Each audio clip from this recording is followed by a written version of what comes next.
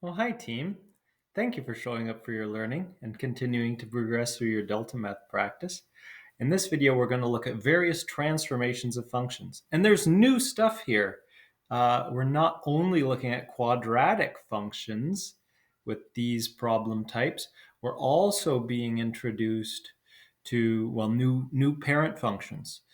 So this is kind of a preview of some of the units that will be coming up. And I'll show you how to navigate these problems. All of the skills you learned with quadratics are 100% applicable to other function types. That's why we start with quadratics. Quadratics show all the transformations really well, except for one that we'll get to later. Okay, so let's take a look. Translate functions, level 2. All right, so here we see this is the basic x, the y is equal to the square root of x function. I should probably show you in Desmos what this looks like.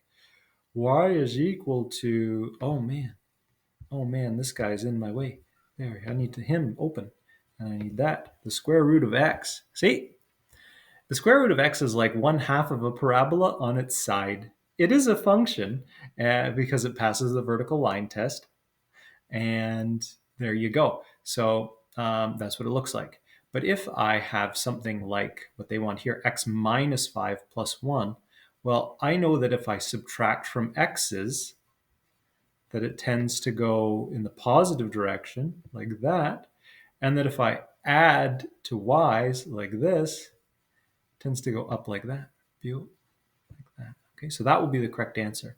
Notice I grabbed the green one and moved it around. If I grab the blue ones, it stretches and deforms the function. I don't want that. I want to translate the function and move it all around. I don't want to do this unless you want to entertain yourself. Wee.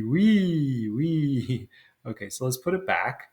Put it back there. All right, that's where it goes. And you could also push start over if you were having too much fun. Submit the answer, yes.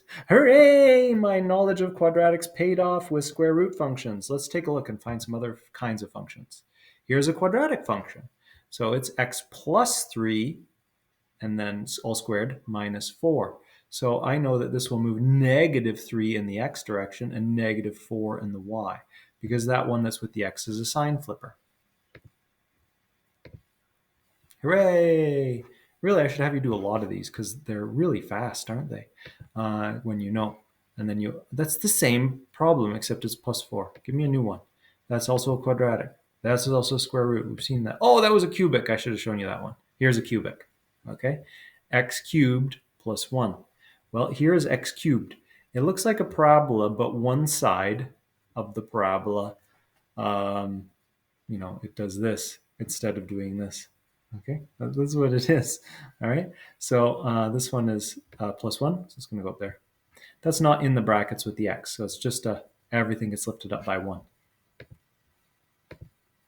All right, let's find another one that's different. Oh, an absolute value function. There's the basic absolute value function. It's like a line that bounced off of the x-axis.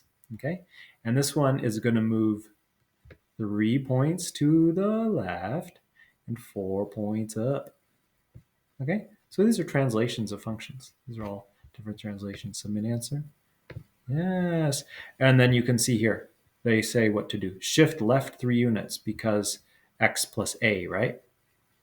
And then that means go left. It does not mean go right. It's counterintuitive. And then shift up 4 units. Boom, done. Okay. But now let's look at stretches and compressions. Okay. So here is the function 2 to the x. All right. And so there is the button that I would use if I wanted to translate it, but I don't want to translate it. I'm going to leave that at the origin. All right. Because this one doesn't move left or right or up or down. It's going to be squished by 1/8.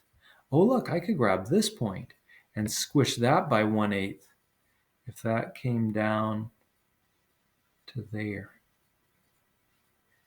I think it was there. Yeah, there. Now let's see. So I squished it by 1/8.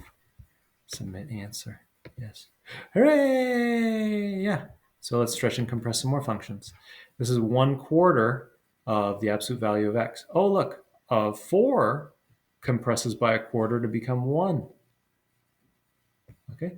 So It also, you need to identify which button you can pull down, like to go to an integer point. The only point that I could really pick there was that 4, or this negative, this 4 over here.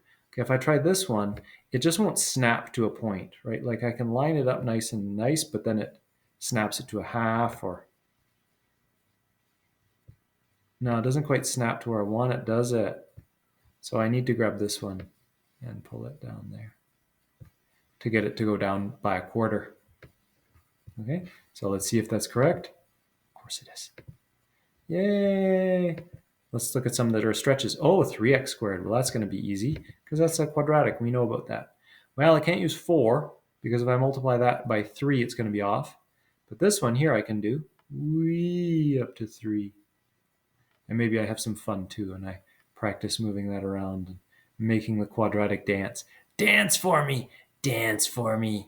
Okay, well, it's up to you how fun you want your math class to be, okay? I want it to be very fun, so I choose to make the quadratic dance a little bit before I submit the answer and pat myself on the back.